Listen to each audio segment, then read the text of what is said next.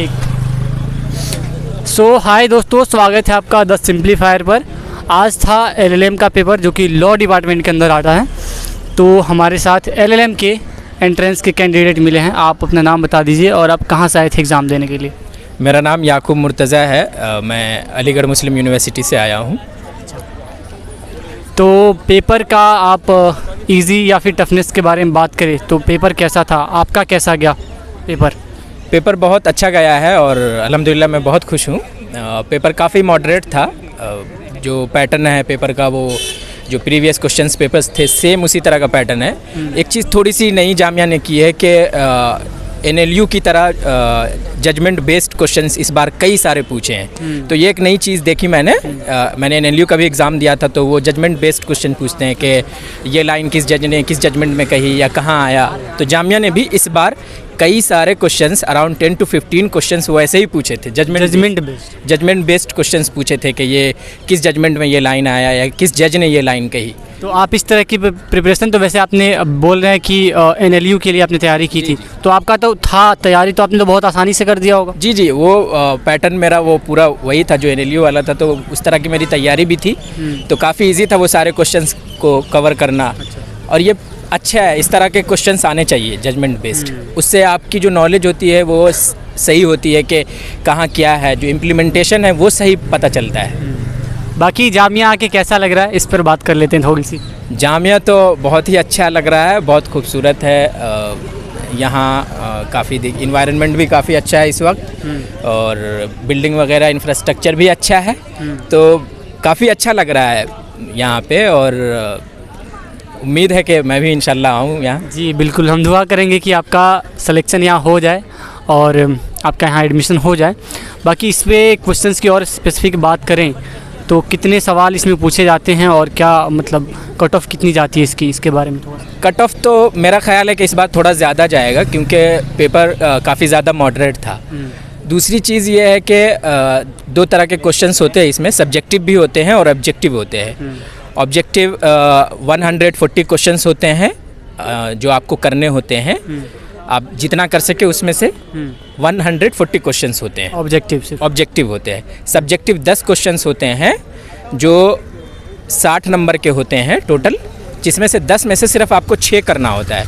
यानी एक question 10 number का होता है, 6 आपको करने होते हैं आउट ऑफ 10। और वो क्वेश्चंस जो करंट इश्यूज़ होते हैं, लीगल इश्यूज़, उससे रिलेटेड होते हैं। जैसे इस बार क्वेश्चंस आए थे, अभी आपने देखा होगा कि सेंटर का और जुडिशरी का काफ़ी ज़्यादा टसल रहा है, उसको लेकर के अपॉइंटमेंट ऑफ जजेस को लेकर के नेशनल अपॉइंटमेंट कमेटी, किरण रिजिजू कानून मंत्री किरण रिजिजू जी ने काफ़ी ज़्यादा ये कहा कि ऐसा नहीं होना चाहिए सिर्फ जजेस हों। ये कोलिजियम को लेकर के बहुत सारे सवाल खड़े हुए, वो क्वेश्चंस भी आए थे इसमें। इसी तरीके से जो है गर्ल्स की जो मैरिज एज है उसको 18 से 21 साल करने की बात कही गई।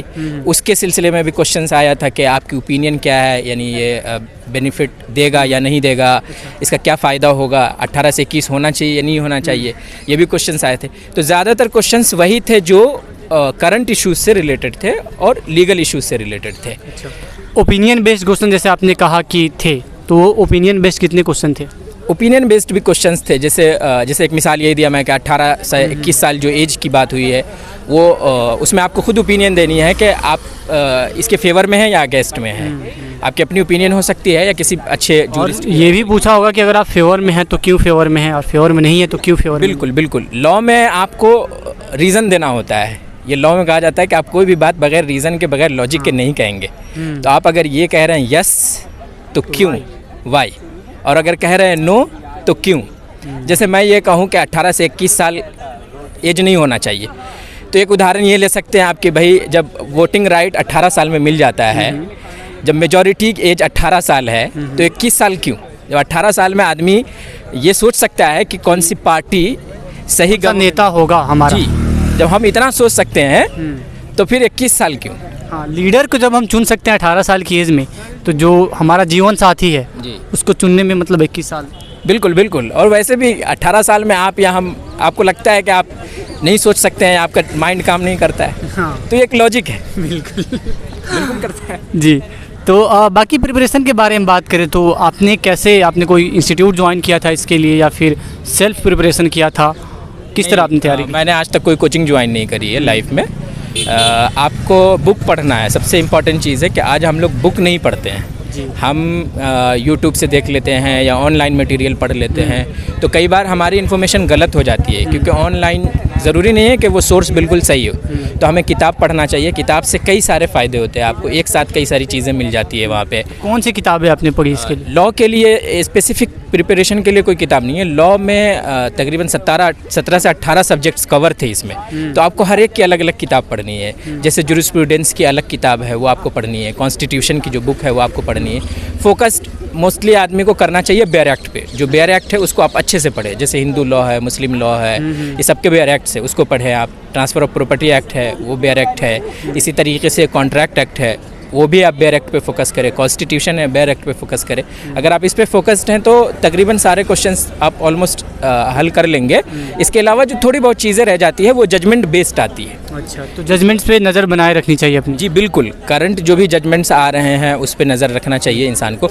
जैसे 124A आया था सेडिशन से रिलेटेड, तो उसमें रिसेंट जजमेंट पूछा था। अभी दिल्ली हाई कोर्ट का ऑब्जर्वेशन आया था, सफूरा जरगर आसिफ इकबाल ये जामिया के स्टूडेंट थे, उसके सिलसिले में, तो वो अभी रिसेंट जजमेंट आया है। या 124A पे स्टे लगा दिया अभी सुप्रीम कोर्ट ने, कहा गवर्नमेंट की ओपिनियन आनी चाहिए कि क्या है।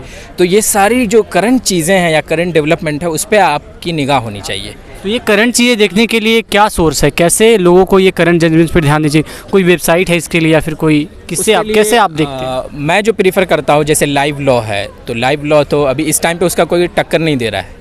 वो लाइव लॉ हर रोज़ अपडेट भी देता है और साथ में वो अब तो वीडियो भी अपलोड करने लगा है डेली बेसिस पे, और वीकली भी आता है, मंथली भी आता है। तो जो भी इम्पोर्टेंट जजमेंट्स होते हैं या इम्पोर्टेंट कोई भी इश्यूज़ आता है तो वो डेली बेसिस पे उसका अपडेट देता है। लाइव लॉ है या बार इन बेंच है, वो भी इम्पॉर्टेंट है, आप उसको भी देख सकते हैं। या लेटेस्ट लॉ करके आता है, वो भी इम्पॉर्टेंट है। क्वेश्चंस के लिए मैंने प्रीवियस क्वेश्चंस जितने भी जामिया के देखे तो मोस्टली वो topper.com से वो कवर है। मेरा अपना अनुमान ये है कि वो topper.com से कवर है ज़्यादातर क्वेश्चंस। तो आप वैसे वीडियो टॉपर द्वारा स्पॉन्सर्ड नहीं है तो वहाँ मतलब मेरी अपनी ये मुझे ऐसा लगा कि ज़्यादातर क्वेश्चंस वहीं से कवर हैं। आप ऑलमोस्ट सारे क्वेश्चंस आप ढूंढेंगे अगर तो topper.com पे मिल जाएंगे। तो प्रैक्टिस करने के लिए आई थिंक कि वो भी एक ठीक है। आप टॉपर एक अच्छा प्लेटफॉर्म। जी topper.com से आप कर सकते हैं। अच्छा, प्रीवियस ईयर क्वेश्चंस का बहुत बड़ा रोल होता है। इस साल जो सवाल पूछे गए थे जो प्रीवियस ईयर के पैटर्न पर ही पूछे गए थे या फिर उससे बहुत अलग पूछे गए थे, और प्रीवियस ईयर क्वेश्चंस ने आपकी कितनी हेल्प की? नहीं, सारे जो क्वेश्चंस थे इस बार भी वो प्रीवियस पैटर्न से ही थे, कुछ भी नया नहीं था, बिल्कुल सेम पैटर्न था। बल्कि 2-4 क्वेश्चंस तो रिपीट हुए थे प्रीवियस ईयर्स के। जैसे ये क्वेश्चन था कि स्पीकर के पास ये राइट है कि वो किसी भी मेंबर ऑफ द पार्लियामेंट को रोक करके दूसरे से कहे कि अब आप अपने जो भी आर्गूमेंट है वो शुरू करें। मतलब उसका समय है बोलने का भी, फिर भी चुप करा के अगले वाले किसी सांसद को समय दे सकता है बोलने के? नहीं, जैसे कई बार होता है ना कि आपका टाइम हो गया है और इस जो मेंबर होते हैं वो कहते हैं सर थोड़ा सा समर अप कर रहा हूं। इस तरह का होता है, तो उस तरह वो उसकी पावर है। तो वो भी क्वेश्चंस आए थे, वो रिपीट थे।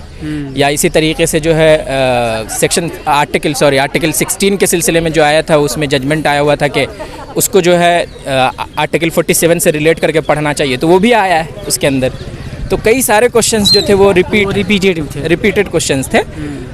तो इस वजह से मैं कह रहा हूँ कि ये काफ़ी मॉडरेट पेपर था, काफ़ी ज़्यादा अच्छा था। तो आपसे इतनी डिटेल बात हो गई कि मुझे नहीं लगता कि अब किसी और से बात करनी चाहिए। आपने जितनी अच्छी प्रिपरेशन की है, जितना अच्छे से आपने पेपर को बताया है, मुझे नहीं लगता कि आपके मुकाबले कोई और कैंडिडेट है सेलेक्ट होने के लिए LLM में। हम कॉन्ग्रेचुलेट करते हैं कि आपने इतने अच्छे से एग्ज़ाम दिया और इतनी अच्छे से तैयारी करी। कम से कम इतने डिटेल में बात करने के लिए आपके पास बहुत सारा नॉलेज चाहिए, बहुत सारी चीज़ें आपने पढ़ी है तब इतना बोल पा रहे हैं। थैंक यू सो मच हमसे बात करने के लिए। बहुत शुक्रिया, बहुत शुक्रिया। ओके कर दो,